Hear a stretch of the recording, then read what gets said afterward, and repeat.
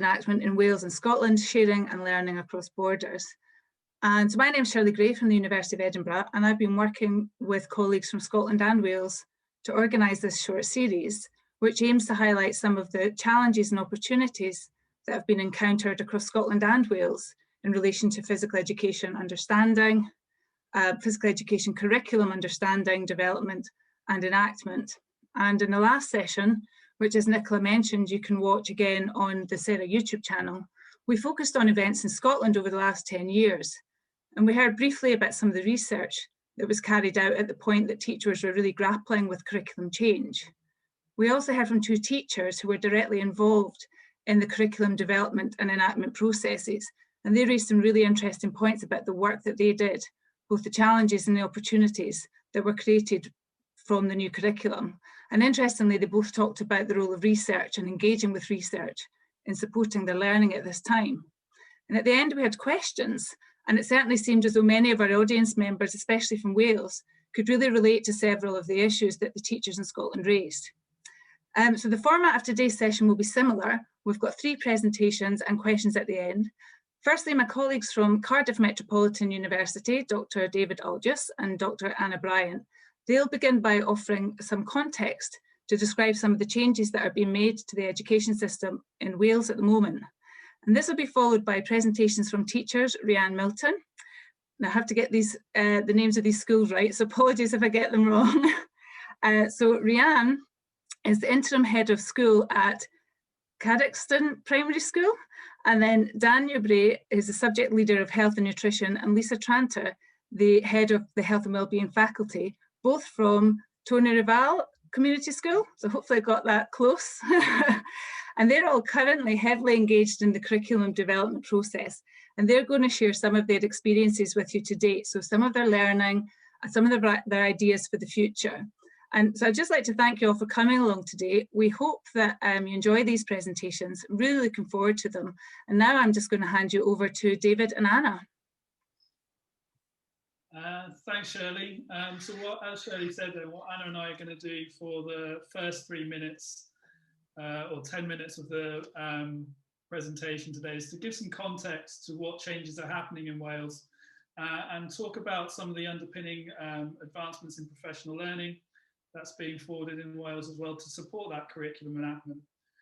So to give some kind of wider context to what's happening in Wales at this current point in time, it can really be traced back to 2014, where similar to other contexts, the OECD highlighted for Welsh Government a number of changes and improvements that needed to happen in schools in Wales. Like other national contexts, similar to Scotland, Wales's previous education system was kind of noted as having poor PISA results, and that kind of acted as an incentive for change to start happening within Wales. And so what Welsh Government did is listen very carefully to the OECD about what improvements needed to be made. And that kind of happened at what Mark Priestley calls at a supra level. This was happening away from schools, above a Welsh kind of government policy context.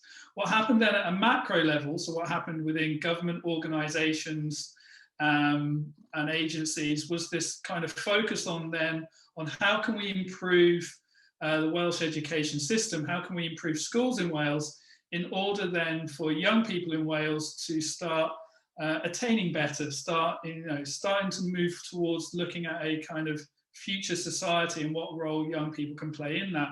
Again, similar to Scotland, that kind of initial review was undertaken by Professor Graham Donaldson in 2015 and was written up in the quite widely highlighted now Successful Futures document.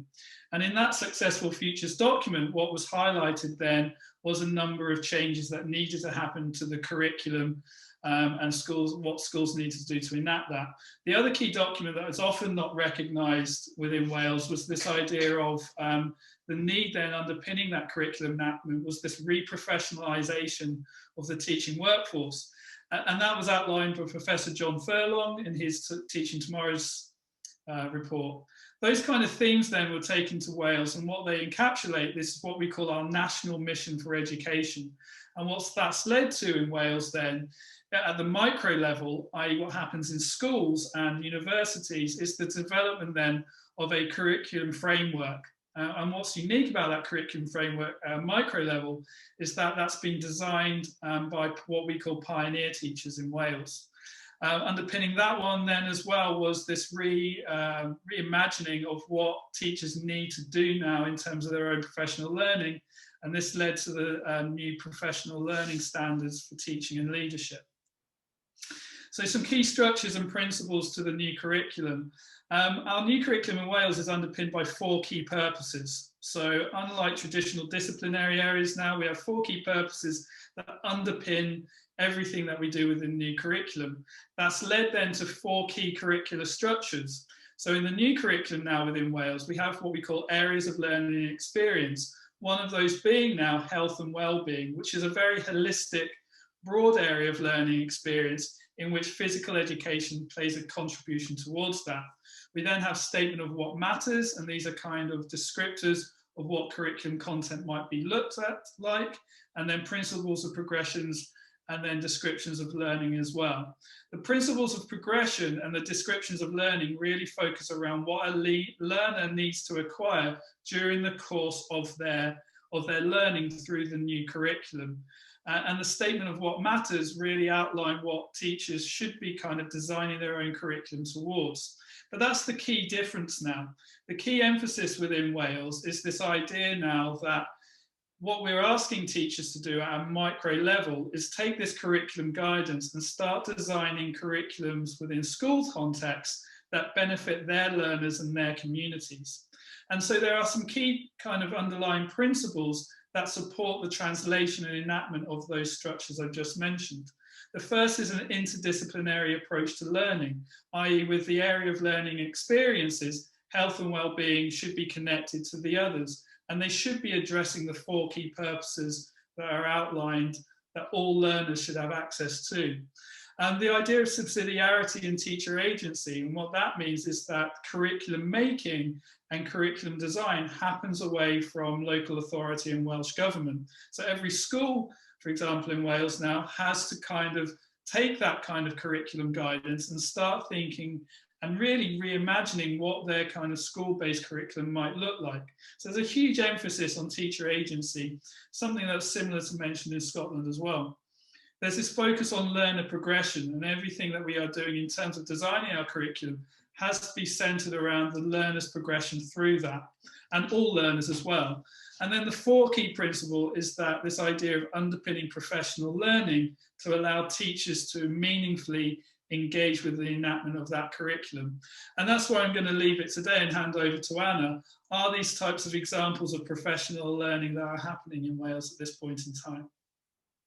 Thank you very much, Dave, and afternoon to all our Scottish, Welsh, national, and I'm not sure they've got any international colleagues here today. Pnawn da I chi gyd o Gymru, a diolch yn fawr iawn I chi gyd am ymuno ni yn ein trafodaeth ni heddiw ar sut allan ni gyd ddysgu o'n gilydd o amgylch y cwricwlwm newydd. So as Dave alluded to, one of the big ideas I'll briefly talk about is professional learning. From the beginning of this transformation, professional learning has been given a key role by the Welsh Government. And I know that in our discussions with Shirley, Nicola and some of our other colleagues, we've talked a lot about the similarities between both contexts, but perhaps this is one of the differences between the Scottish and Welsh agenda. The national approach to professional learning plays an important role here. It includes the school, regional and national context. This includes some national formal approaches to professional learning, as well as some more informal approaches to professional learning. I'll now provide 4 examples of professional learning and how that's been realised within the Welsh context. Firstly, from an individual context, the level of importance is placed on an individual professional journey with the expectation that the individual commits to continuous engagement in career-long development, collaboration and innovation. So an example perhaps of this in practice is the Professional Learning Portfolio, the PLP, which is supported and used by many teachers. But this has also been crucial for IT student teachers through the pandemic in order for them to record and develop their professional learning through their evidence. Secondly, one of the 5 teaching and leadership standards refers to professional learning. specifically including standards such as wider reading and research, professional networks and communities like the one we're developing here, and continuing professional learning around the Welsh language skills. Thirdly, there's some examples of informal professional learning approaches through different resources. An example here could be the new book around threshold concepts in physical education, a design thinking approach, where in particular there are links made in the final chapter to the possibilities within health and wellbeing area of learning and experience. Fourthly, then, from a national perspective, here has been the key emphasis from Welsh Government on developing an evidence-informed teaching profession. So the Welsh Government have funded a National Professional Inquiry project, the MPEP, which has the involvement of HIs working with schools around the inquiry agenda. The purpose initially was to use inquiry to test the curriculum for Wales, providing professional learning for schools around this agenda. And perhaps an example then of an inquiry question for one of our lead inquiry schools around this agenda who have been working with health and wellbeing includes: how can we embed the purpose of healthy and confident individuals across, for example, the health and wellbeing area of learning, or more broadly across all areas of learning and experience?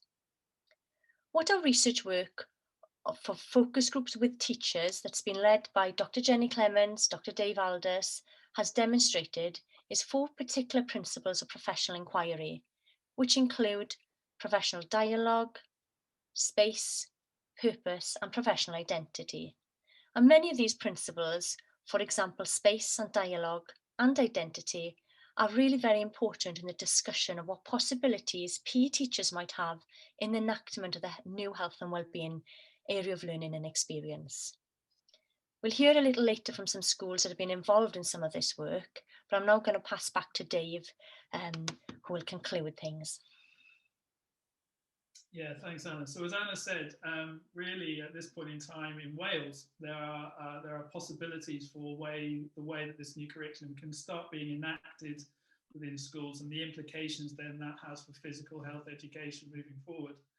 At a national level, there is the kind of next phase, and where we're at now is this kind of curriculum realisation, as Welsh Government call it, and that is the challenge for schools now, is to imagine what that curriculum might be realised as within their local school context. And at the local level then, and I really draw back to the work of Dawn Penny in this, is that at this critical time, what's required from the HPE profession is to realise what the opportunities are and what these uncertainties might mean for them. They really are opportunities to play an active part in a policy development that is very much unfinished, and that's something that the kind of key work that we're involved around in is looking at supporting educators in realising what those opportunities might be. So what we're going to hand over to now is that we've invited 2 schools that we've worked quite closely with at Cardiff Met on their kind of enactment of the new curriculum, to listen to about what that active role might look like. So I'm now going to hand over to Ree Milton when I stop sharing the slides, and she's going to talk about her experiences of the enactment of this curriculum, and that will be then followed by Dan Newbury as well. Thanks, Dave. It's okay. I'm going to try and stop sharing my screen.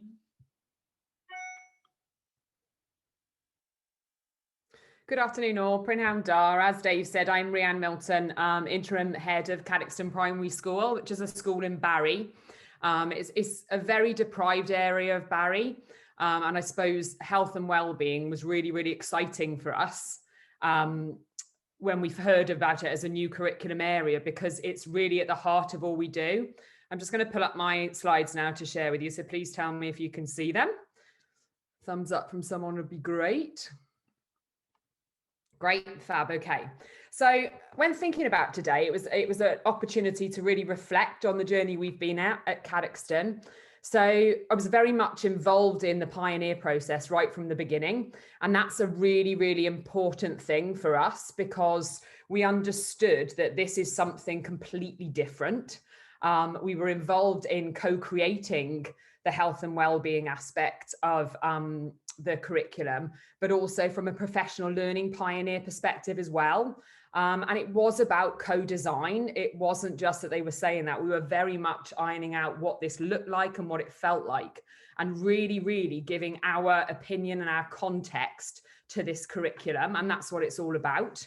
So that was the first part of the journey, really, back in 2016. But like Anna said there, for us, it was about this national approach to professional learning and putting that back into the hands of teachers and giving them autonomy over it. And part of that was about our engagement with our HEI partners, Cardiff Met and others at the time, about really thinking about research and inquiry and what this means for us as schools, and really stripping it back to really understand the impact of that on us as teachers and our classroom practice, because all of that was about making changes to our curriculum, which ultimately made changes to the learners in the classroom. It was about collaboration as well. So part of this journey at every point, and still now, is about the opportunity to collaborate as pioneer schools with other schools, different points of their journey, but also with clusters of schools. So for us right now, it's really important to engage with our cluster schools to say, okay, what are the common approaches with health and well-being?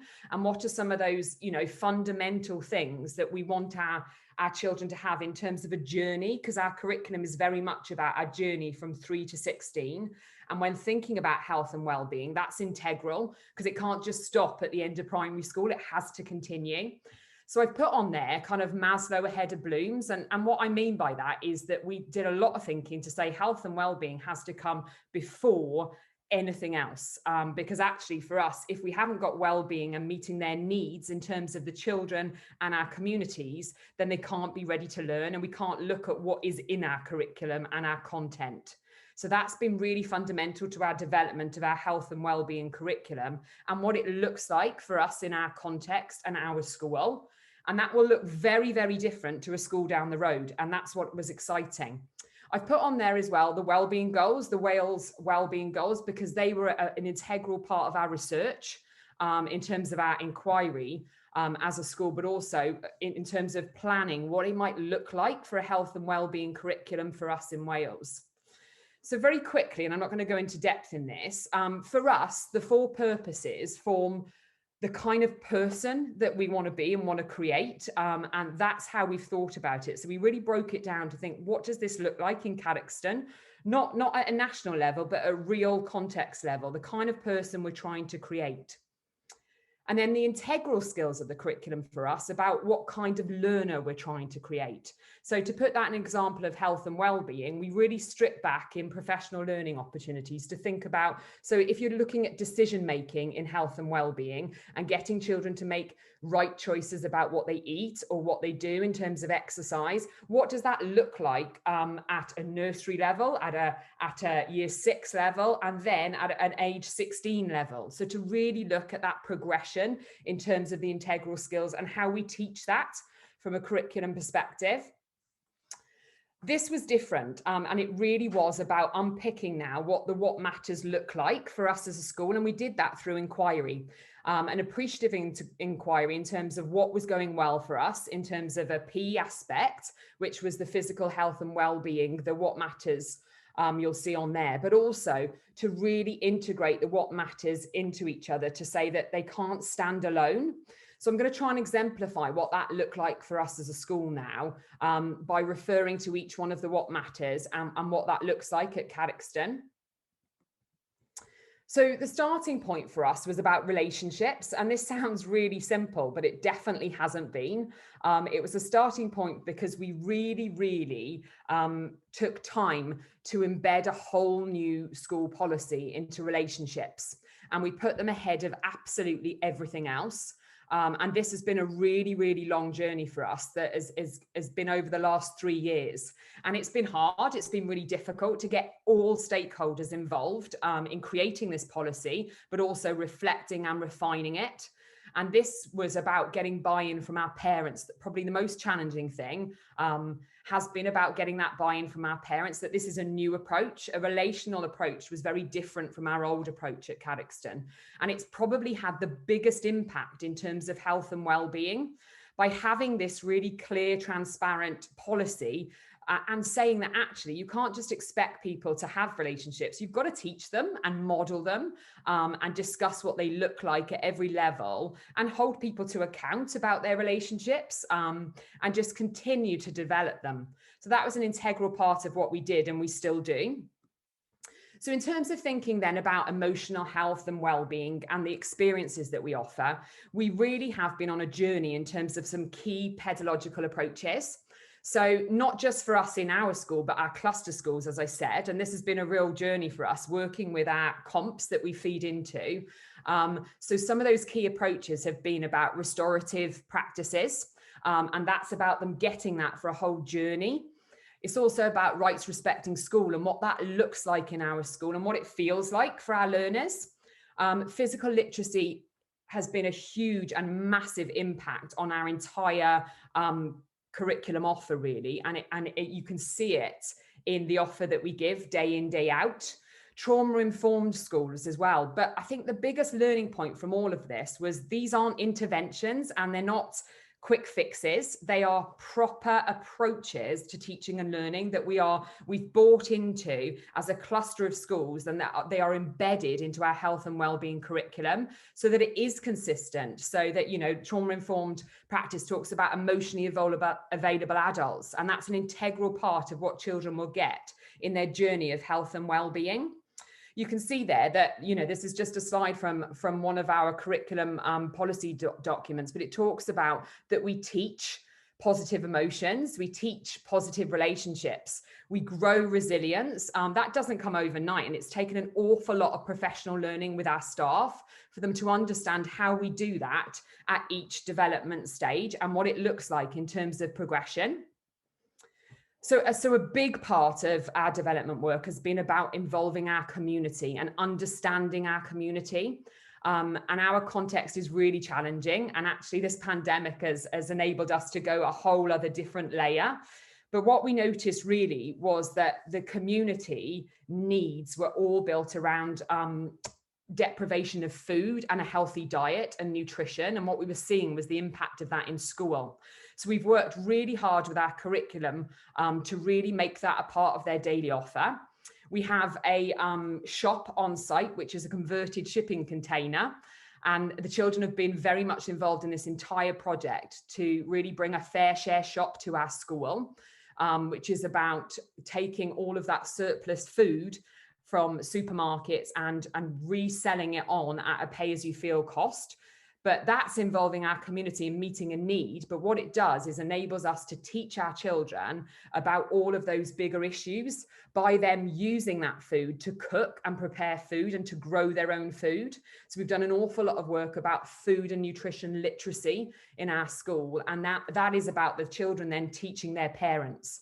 Because what we were finding before, and the mistakes we were making, is it was kind of stopping at our door. They were modeling all of these great behaviors in terms of having a healthy diet and talking about it and cooking with the right foods and understanding that, but it wasn't translating into the homes. So we've really done an awful lot of work with our curriculum. That kind of work is spreading across Wales now with this philosophy of the Big Box Boyd project in terms of social influence across Wales. Oh, sorry. So just to take it from a physical development perspective, PE looks very different in our school to how it did 4 years ago. And we've done an awful lot of work with saying, okay, it needs to be a balance of experiences, skills, and knowledge. And that is what our purpose-led curriculum is all about. But we've worked with motivation. So what motivates our learners to be engaged in physical activity? So they have a menu of choice in terms of engaging in physical activity on a daily basis. We started off with doing the kind of daily mile approach, but it didn't work for our learners. We had to give them a menu of choice and get a buy-in from that. We've worked with community partners that are out there, like basketball clubs, to get their expertise and to bring them into school. And that's been a big part of what we do. It's not just games, gym and dance anymore. It's very, very different. And it is about what motivates our learners at different ages and different stages. And that changes from year to year. So there's just an example of one of the inquiries that because we're very much involved in inquiry-based learning for our children, and that's about them having ownership and decisions about what they learn. So an example of an inquiry for our year sixes recently was, are we better together? And that was about them planning to find out the answer to that question. So professional learning underpins all of this, and there's our vision statement. It's really about time and space for professional learning. And what that looks like in our school is really about giving teachers time and space to learn. And that's the only thing that has really enabled us to develop our school-based curriculum. But what that means is, while our teachers are released on a Thursday afternoon to have time and space for professional learning and engage in their inquiries and their research, our children are having a very rich health and wellbeing offer.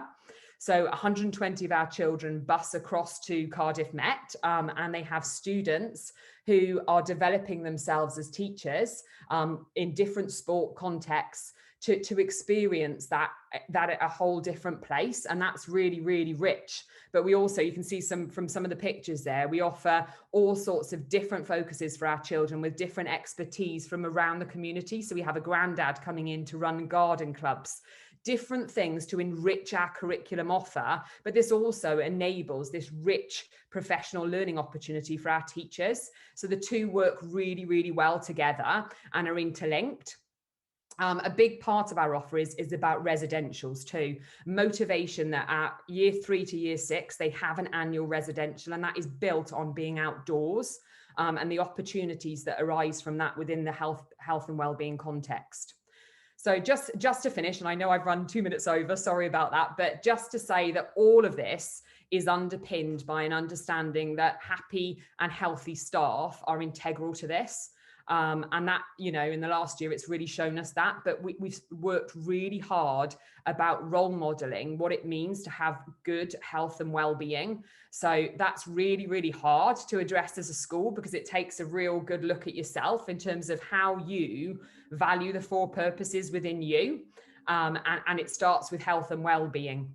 So I haven't got time to go on to the next steps, but I hope that was useful for some of you just to share our journey. It is big, it is vast, but health and well-being has really been at the core of our learning. I'm going to stop sharing.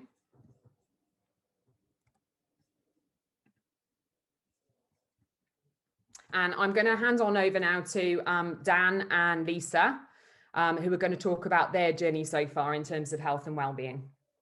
Thanks, guys.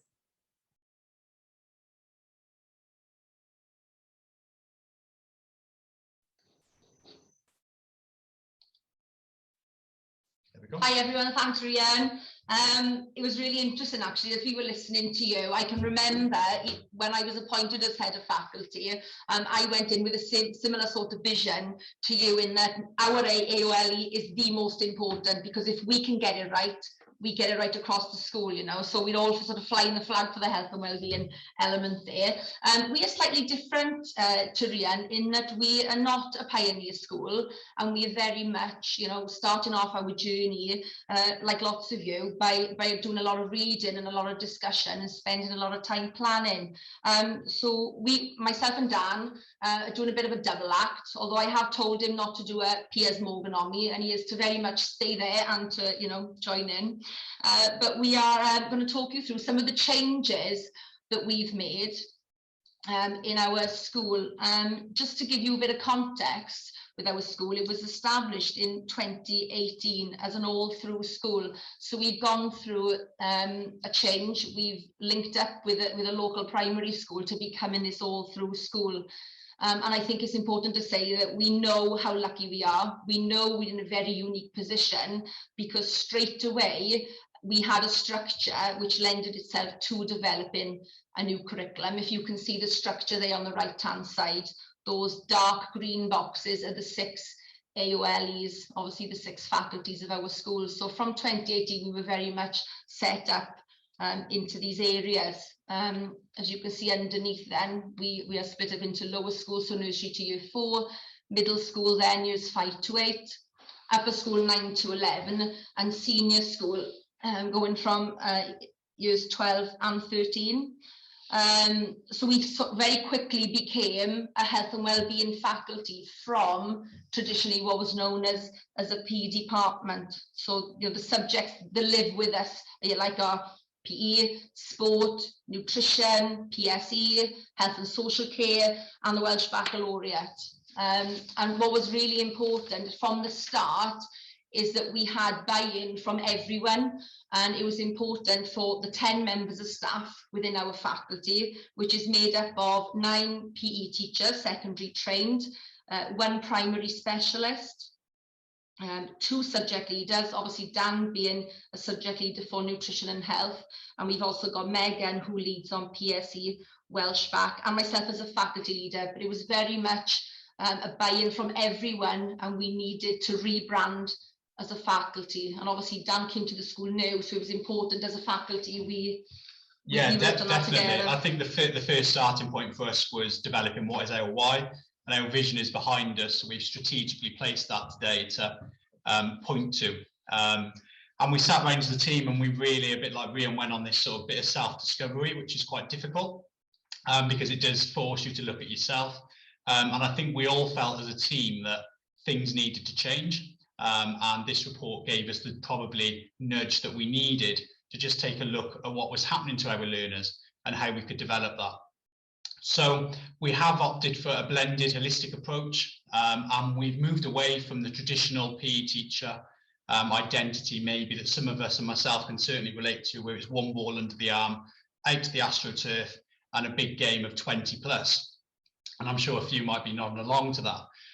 Where the sporty kids do really well, and then you look at the side and it just didn't sit well with us, that there were some children that we were just missing. Therefore, we moved to a model which allowed us to rebrand our lessons to move, make and mind.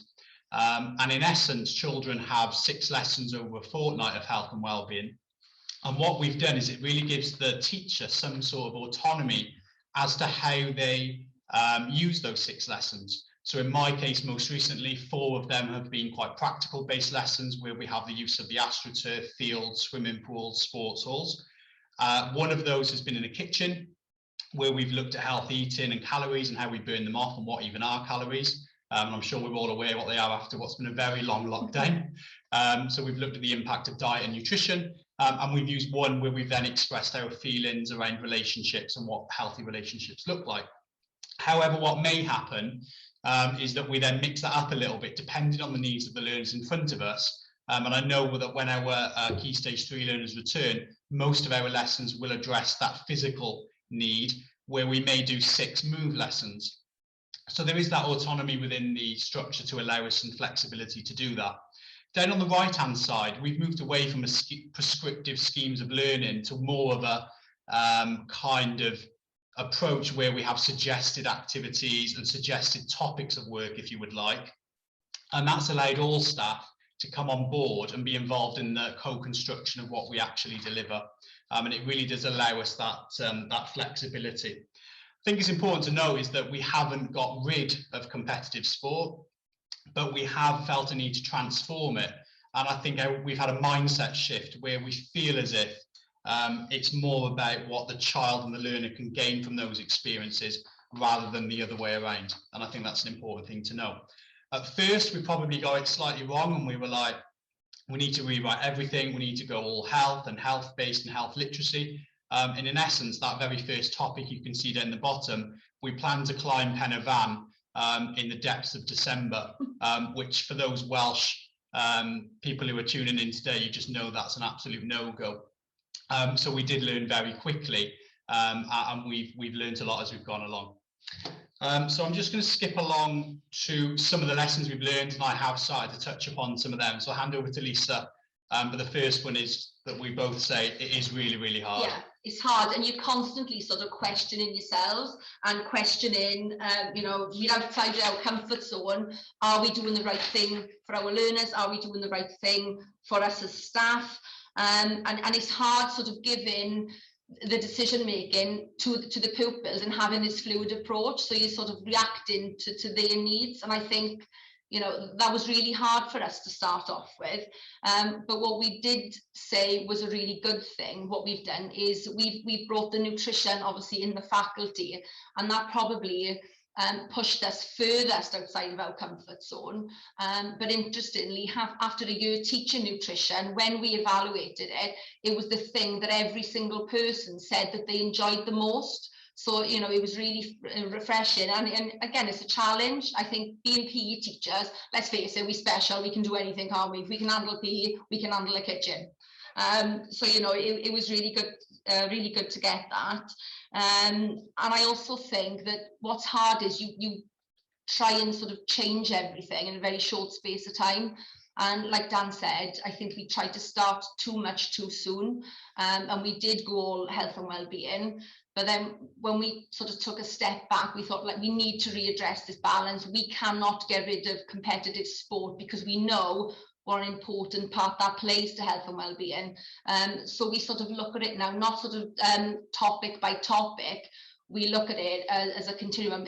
A year 7 pupil going through that year, will they have enough competitive sport? Will they have a range of activities being taught? And most importantly, have they got the skills and the knowledge, you know, for us to achieve these 4 core purposes?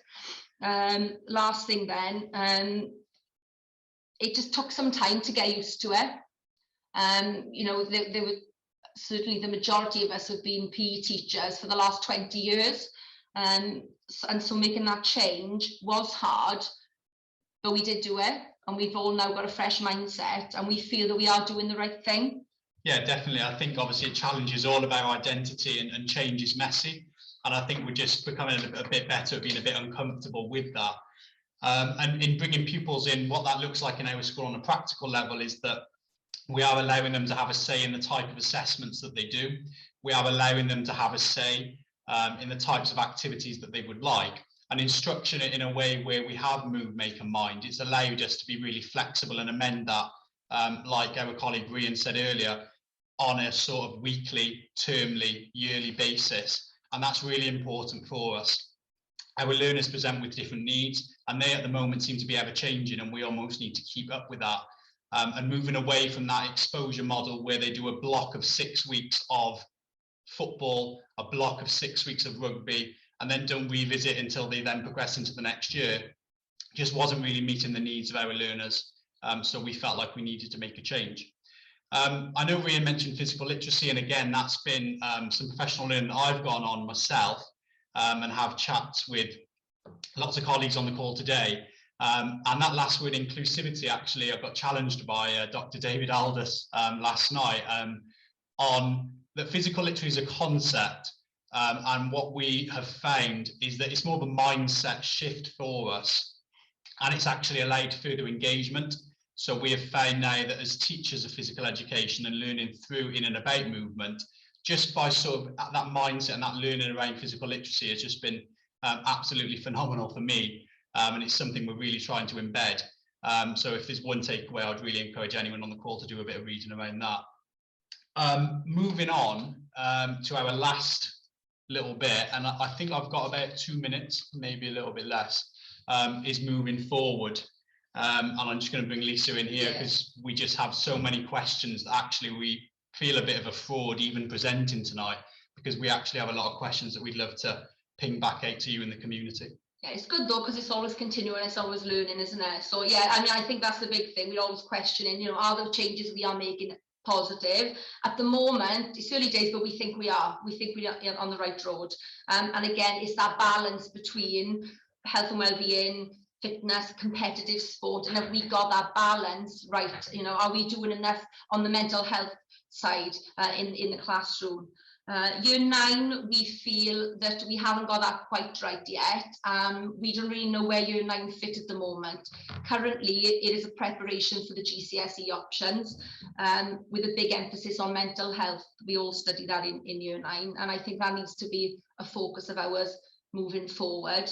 And again, assessment, moving away from the traditional levels, looking at the new progression steps. We are very keen that pupils will start our school in year 3 well, obviously we take on lessons in year 3 with a pupil passport. We use the Seesaw app, and we video record, we take photographs, we interview pupils, we allow them ownership of things that can contribute to their pupil passports to meet these assessments. And we have very much decided on moving forward that after a project, they will be set a core task. That will look different for every single project we do, but we will RAG statements, and we will, you know, set scenarios for pupils to respond to, and also give pupils a little bit of ownership as to what they would like to be assessed on. So would they like to be assessed on their leadership today? Would they like to be assessed on how well they formed relationships through the unit of work? So there, again, a bit of ownership with our pupils. Yeah, definitely. And I think coming in on that initially with the Seesaw app, we used Imagine an iPad as like a rolling sort of collecting evidence device, where it just goes, students are in sort of charge of collecting evidence as they go through their journey when they join us at 3 years of age and leave us when they're 19. And already in the 3.5 years I've been there, we've seen some real progress. We've watched videos from 3 years ago, and comparing them to now is absolutely brilliant. So that's pretty much us. I think, you know, we're looking to develop the inquiries that Brian has mentioned. We are involved in the NPEP project that Dr. Anna Bryan mentioned as well. And I'd just like to say that things like this and being part of this community, you know, we're really tight-knit here in Wales, and to be able to spread that even further with colleagues in Scotland is just really, really important for us. So we're really grateful for the opportunity this evening. So I think I'm going to hand back over to Shirley. I might be wrong, so feel free to, I can fill until that happens. Thanks, Dan. I think Nicola's going to field some of the questions. If that's all right, Nicola, I can give a hand if you like. Yeah, we can do that together, Shirley. I am sitting here almost like, I cannot believe everything that you're doing, and that it's like you're righting the wrongs that happened in the Scottish context. I'm going, if only we'd had these things to think about. You can see the things that we've been looking at and trying to do, and what you're managing to achieve, I think, is just so impressive. And it's having that further down the line of seeing where you're going, and it's amazing. So I'm going to look at the chat and pick up some of the questions first. I'm going to probably go between the chat and the and asking questions on the floor. So if you do want to ask a question, raise your hand either physically or using the reactions button. You can raise your hand. I'll start with a question in the chat, and there's a couple already there. So there's one around initial teacher education, but there's one I wanted to start with from Fiona. And she's asking about, and I think this is an important one, thinking about this shift. So that how did the department feel about challenging the change to a historic identity with the idea of being a PE teacher, a physical health teacher, or a teacher of wellbeing? So I can sense, you know, the shift you're talking about in the secondary context for where you've gone. How was that, and how does that, you know, looking from the, you know, past identities as well? It was something we were really nervous about, but important to say that it wasn't sort of my decision, the school's decision, Dan's decision. It was very much a collective decision after spending an awful lot of time working and establishing the faculty. And, you know, it was a group decision, and everyone now wears, you know, their tracksuits with the health and wellbeing faculty on.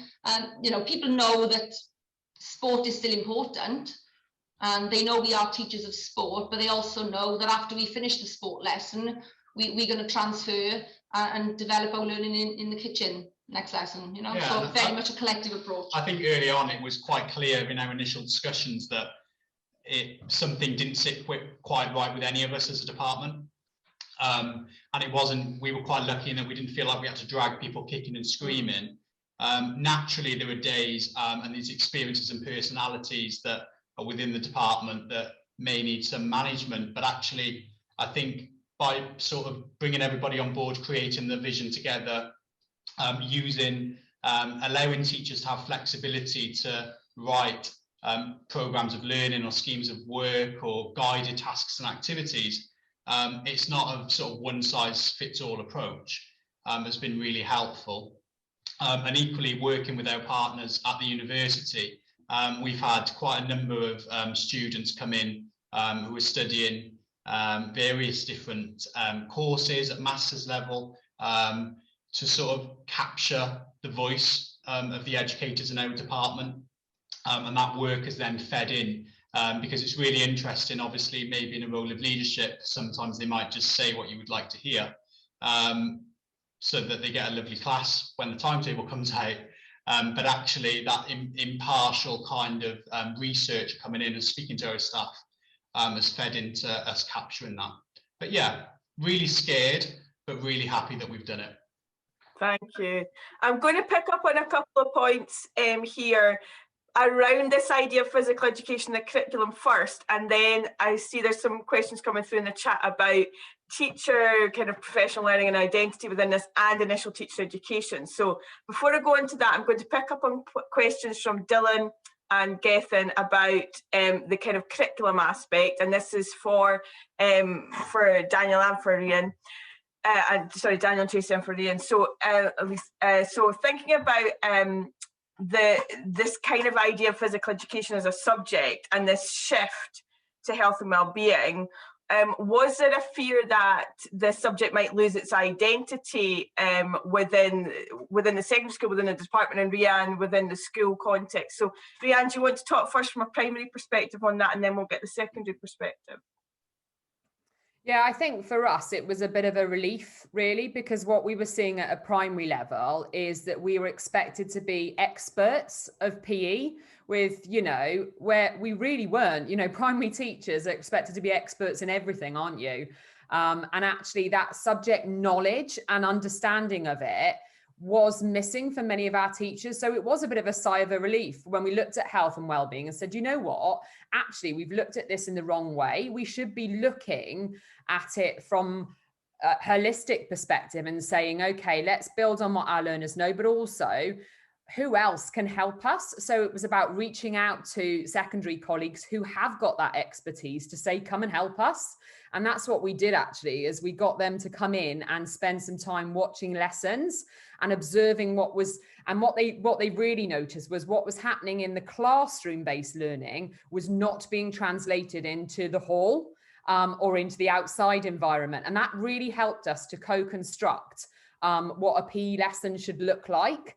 And we still have PE lessons, you know, we really do. And they're massive and you can't lose sight of that. But it's about what's in them and what motivates learners. But also it's about progression. And I've put in the chat there, I think, you know, us for the next steps, it's really making sure that this is about progression for every learner. And what we were doing before is trying to teach children all at the same level to be gymnasts or all to be motivated and to engage in a dance lesson when it's really not interesting them. So I guess, yes, you know, it was a relief, and actually it's taken a long time now to rebuild what health and well-being looks like, but what PE looks like. And I said, didn't I, in my presentation, that year on year, it looks different. It does at the moment for us because we're playing around with new ideas and exploring. And at every point we ask the learners, is this motivating them? Is it allowing their physical skills and experiences and knowledge to progress? So I hope that helps to answer the question a little bit. Yeah, thanks, Shannon. It's so interesting to you saying about the experimenting, trying things out, placing the pupils at the centre, which from a Scottish perspective, when we had the new curriculum, there wasn't the space to do that. We weren't really provided the space. So going over to the secondary perspective on that as well, really interested in hearing from your perspective, secondary perspective on, you know, that physical education. Did you worry that it was going to lose? I think there's always I think initially there was a fear maybe of what I thought was a fear of change initially, and I would be lying if I didn't say that. I'd previously worked in England where the academisation did allow and put teachers as curriculum writers almost. So moving to Wales, it did take me a little while to get up to speed that things were very much ingrained from a sort of national curriculum statutory point of view. and that we couldn't just sort of contribute and change things. So that was a bit of a mind shift for myself. But for me, physical education is so important. It still is important. We still have PE in its traditional form, or whatever that means to people. But we certainly, I think our identity, we still have an identity. It may have been amended slightly and changed and tweaked and even challenged, but for us, like Rian, I think, and I'm not sure, obviously, speaking on behalf of Lisa wants to add, but for me, not really, probably a fear of failure in the end rather than change. I think the head teacher might be on the call tonight, and fear of change, if she would like to change to a 4-day working week, I'm not fearful of that at all. However, I'm all for that, but probably the fear of failing and getting it wrong and reverting back to the safety of the exposure kind of model. But once I overcome that, I think I was okay. Lisa? Yeah, and I would just say that obviously we've involved pupils along our journey and feedback, and really interesting that they liked that. They do like the health and well-being, and they still know they get in PE lessons, but what they perceive is that they get in PE lessons by a teacher, but that teacher will now talk to them about how they're feeling, and will now prioritise mental health, and will now tell them that what they're putting in their bodies is as important as what they are doing. So I don't think we've lost PE. I just think PE has become part of something bigger. Yeah. And I think the point that Gethin makes in the chat here about it linking to the research around meaningful PE, and what I've heard you all saying really links to that from my perspective and from my reading of meaningful PE. And he's saying, it's something for our school colleagues to consider, and I think so, definitely, because you're talking about the key elements to identify in meaningful PE around thinking about movement competence, but other aspects around fun, around enjoyment, around pupil choice, pupil-centred aspect of it. So I can see the linkage there as well. So what I'm going to do now is just going to pick up on a couple of points around this translation of the curriculum from a teacher perspective and the teacher involvement within that. And it's picking up on a question from Dylan and a point from Connor. And then I'll go to the initial teacher education aspect of it. I feel that kind of links through.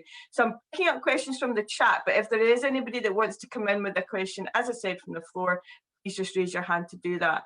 So looking at the points here, Ellen asked a point about the kind of enactment. So what supported and facilitated the interpretation and translation of the curriculum policy enactment?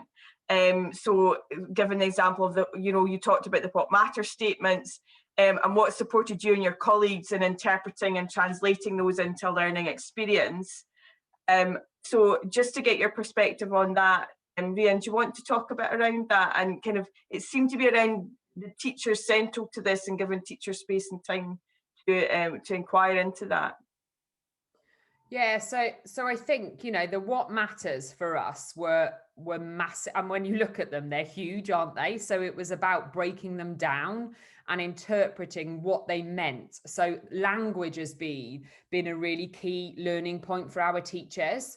So by having all our teachers together in a time and space to explore what they understand of the meaning of each of the what matters, but then by exemplifying it into practice, because, we're teachers, aren't we? And we need to know what it looks like, what it feels like.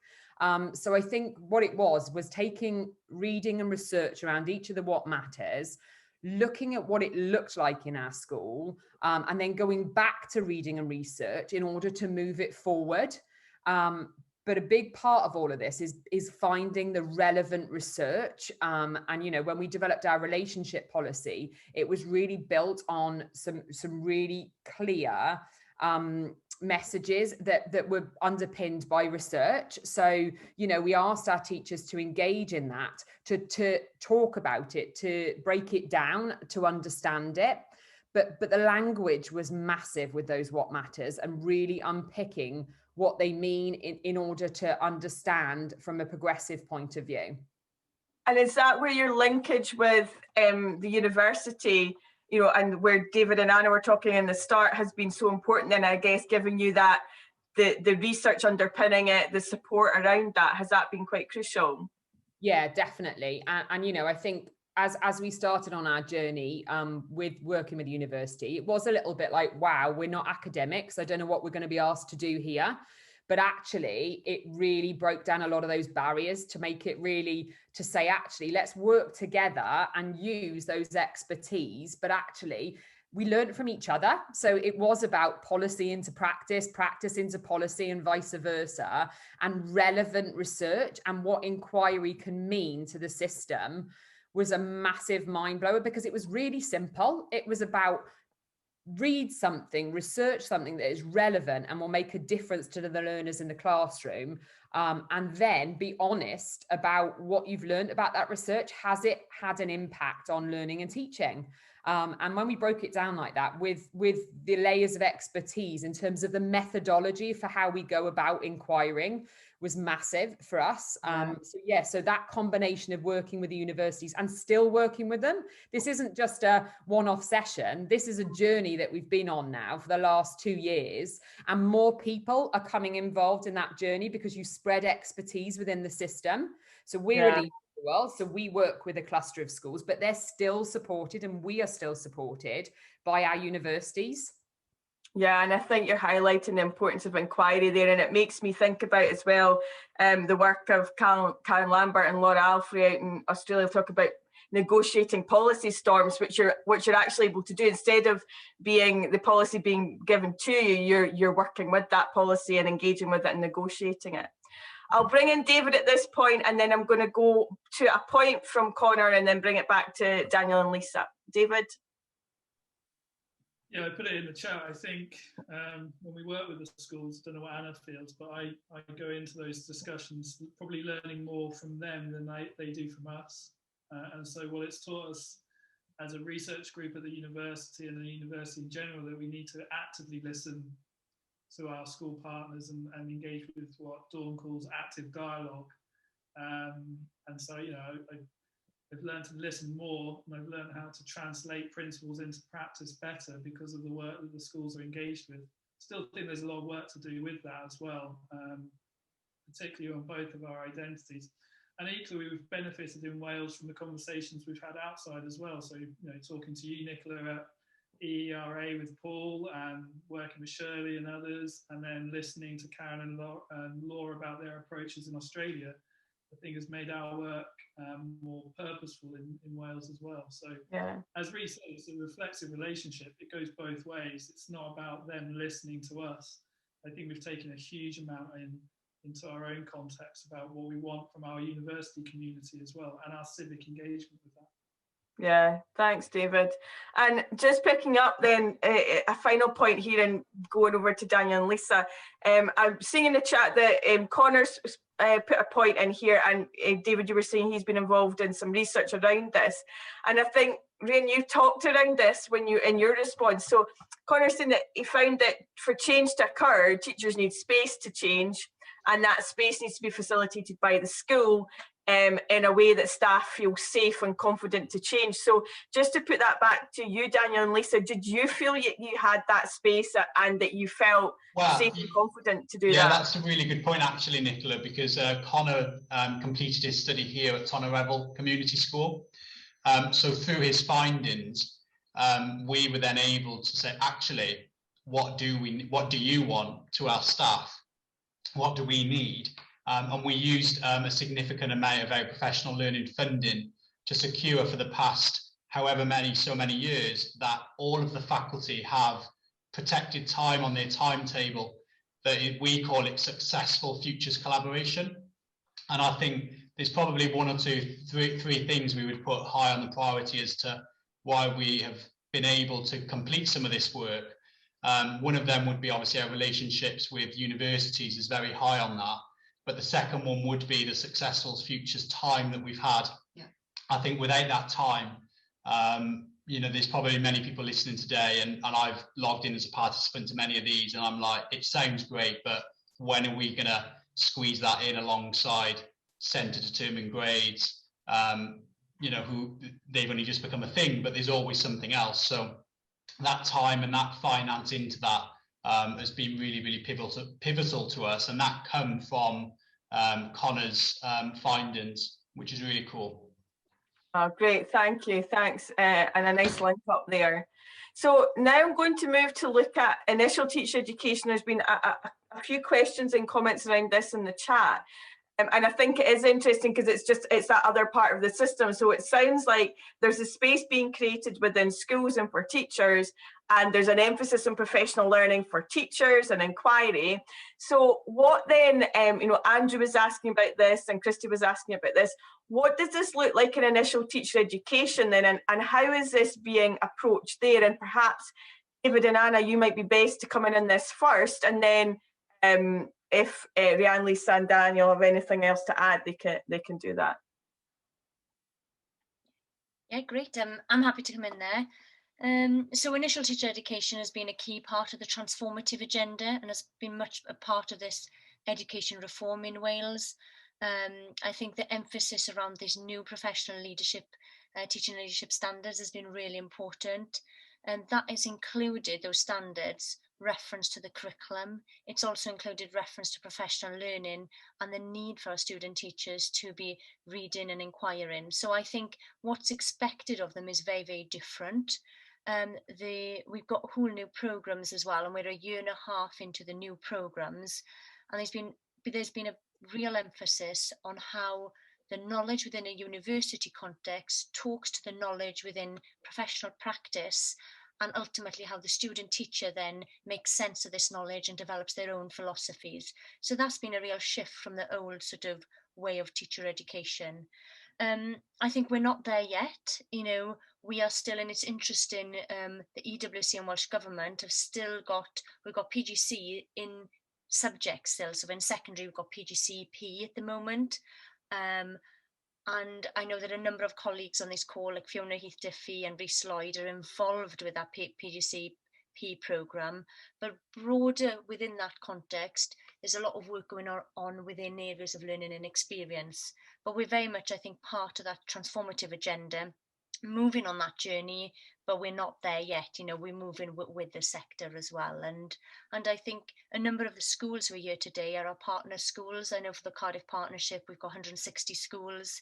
So it's really, what's been really nice this year is to start to join up the dots. I know that, you know, some of our perhaps lead schools have got research champions, but they're also linking with perhaps some of the work they're doing with the National Professional Inquiry Project, with you know, with the research they're doing there. So there's starting to be joined up thinking, but there's a lot. I think there's a lot more that we can be doing, and we've still got a way to go, I think. To the Dave or others, yeah, Dave, come. Yeah, I think it's the most exciting element. I think what schools are doing are brilliant. I think where schools have come from and what they've had to do in a very short amount of time is exceptional, and the work that schools like Dan, Lisa, and Rhian have put into kind of transforming that curriculum is really good. But I think, as Anna said, I think there's a huge amount of work to do in the initial teacher education system, and underpinning that in terms of our undergraduate programs as well. Some of the research I'm involved with Dawn Penny is just starting out about how physical education, teacher education is transforming, and why that's important. But actually, when we were looking at the research and we were looking at through the data, an element of it's really unfair to put all of that onus on a one-year PGCE program. There has to be an underpinning shift in mindset in terms of the undergraduate programs, in terms of their content, what kind of opportunities they're offering for those undergraduates who want to become educators. So that kind of then feeds into the ITE system as well. So I think, as well as asking teachers to change and reflect on what changes they make, I think we've got to really think about what we're doing in-house. And I think sometimes we do research on schools without actually being self-reflective in our own processes and practices as well. And I include myself in that comment. Just before I go to Rhiannon and Daniel and Lisa again, it's just, there's a good point coming from Christy about what would you specifically change in IT? What would you shift in terms of mindset if you could? I think from what Rhiannon and Dan and Lisa are talking about in their school context, that is what I know, that with the the IT work that I do, that's what I'm trying to do, and shift into that meaningfulness, embodiment, moving beyond that kind of sport focus that you were mentioning. David, what's your thoughts on that? Oh, loads. I've had long conversations with Fiona Heath-Diffie on this, and Rhys Lloyd, who, as Anna says, is they're kind of working on the PGC in Cardiff Met. I think the idea of mindset, what would we start to shift, is going back to Stephen Ball's work on the way that we read and interpret policy. So Dawn and I, again, have talked about entrepreneurial possibilities. And what does that actually mean? It's the idea that what are these possibilities? What can physical education look like, as Dan and Lisa were talking, and Rhian was talking about, within the classroom? So in terms of shifting that mindset, I think it was looking at possibilities for different ideas. So, you know, Gethin's talks about, what does meaningful PE look like? What does health and well-being look like? I know Fiona's quite heavily involved with the physical literacy movement through the IPLS. So it's about, I think the mind shift is actually recognising in Wales that physical educators have a really important role to play, and that you are professional educators. And it's going back through that 30 years of research started by John Evans, where PE was always that marginal subject or marginalised subject, and actually centralising it within the IT system. So what would you shift in terms of mindset? It's a great question, Christy. I think it would be shifting the idea of possibilities, and also an element of critique and criticality to our work as well. I suppose at this point, Nicola, we could perhaps, you know, thinking back to the last seminar when we had focused on the Scottish context, we can perhaps say something here about the Scottish ITE context, where, just like you were suggesting there, David, we do try to encourage critical reading of curricula. We do try and embed notions of inquiry, critical inquiry into the students' practice. And we have quite good relationships with schools and teachers. I know, you know, some of my colleagues are actually working in self-study groups with teachers out in schools, and just being able to feed that back to the students as well. So I think we probably could do better, but we're trying, you know. I think so, really, you know, and I think similarly we're on that journey, and we have seen a big change from this year to last year, where perhaps student teachers last year didn't really appreciate and evaluate research inquiry. They just saw it as this tick box.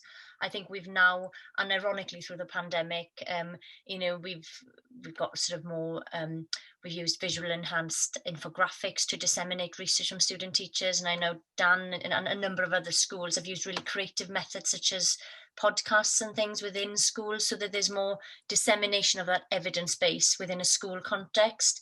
We're not there yet, but I think that mind shift, and I think we need even more of that mind shift in terms of that criticality as well. Yeah, thanks. Dan, Lisa, Rhian, just anything you want to add around ITE, initial teacher education there before I move on? Yeah, I would say we're definitely seeing a shift from a school level, because we're part of the process again. So before, it felt very much like they had a university experience and a school experience, and they weren't joined. So over the last few years, that joining up has been massive, so that, again, all of the learning that happens from a university perspective is then exemplified in practice, and that's collaborated upon, really, and designed together in terms of the learning offer for ITE students. So that's been massive. But also, that one worry that I've got, I know students that aren't experienced this when they go into school. So not all schools have got systems and processes for inquiry or for research at the moment. We're obviously in a different point in our journey. So when students go into schools and they don't see it happening, that is where they can't make the translation, I guess. And that's where we've got to go as a system, that it's an integral part of what they do, so that when they come out of their ITE journey, that it just carries on. They don't see it as that learning stops. I finished uni now, I've stopped learning, thank you very much.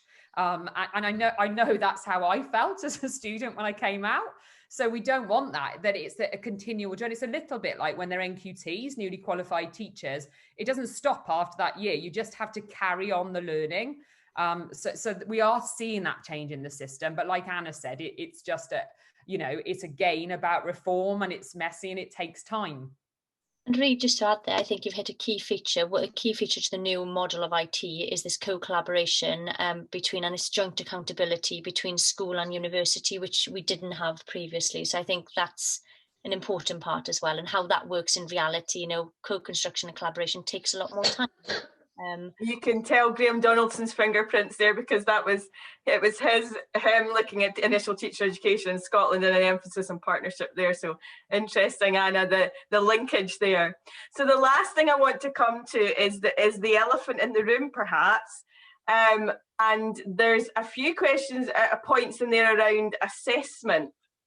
And the rumour mill has it, the OECD report is not quite ready for publishing from the review in Scotland yet, but rumour has it that one of the big critiques of it will be the emphasis on high stakes assessment within the Scottish context, and that has been a key issue for the implementation of Curriculum for Excellence.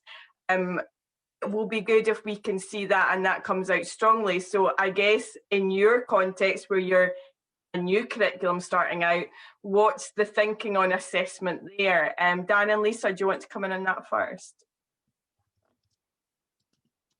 Yeah, definitely. I'm going to echo Dave's point in the chat, actually, for who and where, which I completely agree with. And I wouldn't know where to even begin with that sort of question, or even with the assessment, if I'm honest. We did touch upon assessment briefly in terms of what it looks like for us as a school, and we're definitely really keen to incorporate that sort of student-centered approach. If assessment is for learning, for tomorrow's learning, then surely our pupils need a voice within that. If it's assessment then of the whole curriculum, I think I'd have to probably come back on in, say, 20 years' time to try and answer that sort of question, to see, you know, hopefully I'm retired by then, but to see where we're at, who knows. But yeah, definitely for us it's for who and where, and I think that was on our next step slide. It is a bit of an elephant in the room, and I think it still is a bit of an elephant in the room for us. We're requiring to probably be quite brave with it, and for us it's just, is it informing tomorrow? And if it's not, we're not that interested in it. We've been doing some, obviously, we put year 9 as a bit of a, we're in a bit of a limbo with year 9, because they then go into their qualifications. And what we really don't want to do is do all this really good work at year 7 and year 8, and then we just stop it because they have to sit a 2-hour exam paper. Yeah, so, that's the problem we've had. You know, and I'd be really keen to connect with a few Scottish colleagues on this, in that what we really don't want to do is then just teach the spec down, the exam spec down. We're really keen not to do that, but we can see the maybe the power that lies within that of the whole exam factory. So we're standing quite strong, we're staying firm to our morals, and we're hoping that we can together maybe start to shift the tide a bit, but who knows? I loved what Lisa said about when you were talking about assessment, of asking the pupils, what do you want us to assess you on at this point? You know, that to me, it you know, really encapsulates what we're talking about in assessment for learning. So yeah, really interesting. Lisa, is there anything else you want to add, or? No, I think, yeah, that's just it. Yeah, I think you've highlighted the key issues around the high stakes examinations. It is so difficult to work that, but interesting to hear how you're trying to stay strong with that. Rhian, do you want to come in with any thoughts on that? Just that it is a massive elephant in the room. I ran a focus group earlier today with the secondary and primary colleagues, really exploring progression, and it gets people really heated in Wales right now, and quite angry and cross, because they want answers. They want to know what our assessment's going to look like, and we don't know. We don't. So, you know, there's a lot of unanswered questions. We've all got opinions about what that assessment should look like and how it should be implemented. You know, and lots of thoughts are going on. And again, that is being co-collaborated on, but it's frustrating, isn't it? Because everyone wants it now, and they wanted it before the curriculum was designed, but it can't work like that. So this is the messy period of time where everyone wants the answers, but we're not necessarily going to have them. And it's about being patient, and knowing that when you go from one system to a new system, that you can't just do it overnight and have a new exam. It doesn't work like that. So yeah, so it's definitely the elephant in the room, but it's really worth people talking and thinking about, because that's only how we're going to understand progression. And it is all about progression. Yeah, definitely. Thanks. Just going to say, Yeah, just going to say more broadly as well, you know, that across the education system, as with everywhere, this year assessment, of course, has been hit, you know, in relation to the COVID pandemic. We're involved with a project and body of work with the Welsh Government looking at the impacts on assessment that COVID has had on assessment for schools and IT. And, you know, that's had a big impact. And there's a lot of anxiety around that issue and the pressure that schools have faced, you know, because now the pupils are having to be assessed in everything, you know. So lots of things I think to consider in this agenda. I think what's interesting coming from hearing you talking about the Welsh context, though, it's the curriculum pedagogy that I'm hearing more, and it's coming out more strongly, and the assessment is there, and it is important, but it's not, you're not using it. It feels like you're not using those high stakes assessment examinations to kind of drive it, and it's more coming from teachers and schools. And yeah, absolutely. Yeah, I think your last point is brilliant, because we've always taught the schooling of education from a Bernstein perspective that it's curriculum, pedagogy and assessment. Yet that assessment element has to be kind of integrated into the pedagogy and the curriculum. That goes back to the kind of ASEP guidance that's just come out on that. So I think there's three things. I think there's a cultural shift in what we consider assessment to be now, for and whom and when and how. I think there's a cultural shift across our education system. I think that involves everyone, and I think you look at the disparity in conversations between micro conversations like Ree was talking about between schools and educators, and then you look at the role examination bodies and such as Qualifications Wales, the WJC, which are, you know, running workshops on A-levels on biomechanics when, you know, biomechanics isn't actually a topic in the new curriculum. So are we creating assessment structures for next year, or are we looking at a 5 to 10 year plan on that as well? And I think there's so many there's not even one elephant, it's like a herd. They're all massive, they're all trampling at the same time. So I think, you know, assessment for learning, assessment of learning, there's a huge amount of work to do with staff confidence on assessment and what they're seeing through the new curriculum. So using the progression principles to actually see, understand, feel topics. So I think that's a key bit of work. And as we said, it's about then trusting the schools to have that kind of mind shift, trusting them, and you know, in that assessment process. I think Anna's point about COVID is, you know, it's really raised assessment as a key issue in education systems, both Scotland and Wales. But actually, for me, it's just amplified the underlying tensions that were there in the system anyway. So we've got to do something about it, and I think education of everyone is a really good way forward. Thanks, David. So I'm going to finish with the questions and discussion there. So thank you to close off the session, and hand over to David just to close. But thank you to Rhian, Lisa and Dan. Absolutely fascinating. The work that you're doing in your schools, you know, I can just see the curriculum development, the assessment, you know, and you're learning. Rhian, what you were saying about that relationships being at the core. You know, I'm writing this down. This is me. I'm thinking, right, my PE students, this is what I'm going to be telling them about and sharing with them. And Dan and Lisa, what you were saying as well about that, putting the pupils first, the make mind, what was it? Make mind move. Love it. I absolutely love it. So that's another one I've written down. And they'll be going back to this video. So just before we finish, I'm going to hand over to David. We've just got a couple of final slides and points to share with you. A fascinating discussion, and thank you so much to our speakers, Anna and David as well. Yeah, thanks everyone. Thanks for your questions. I'm going to have an interesting walk around Barry now, pondering most of those. Just to end with a couple of signposts. So we're very conscious that these are the start, these two workshops are the start. We'd love the conversation to carry on. We're here to support and develop those discussions as well. If you're based in Wales, one of the initiatives that we're running out of Cardiff Met University, we've just launched a Centre for Health, Activity and Wellbeing Research. Part of that is now a focus on physical health education for lifelong learning. And a key element of that is supporting educators in their knowledge, translation, and enactment of policy and through to practice. So if you're interested in, if you're based in Wales or beyond, and you're interested in hearing more about that, that centre and the stuff that we're doing within Cardiff Met and the things you've heard about today, do get in touch.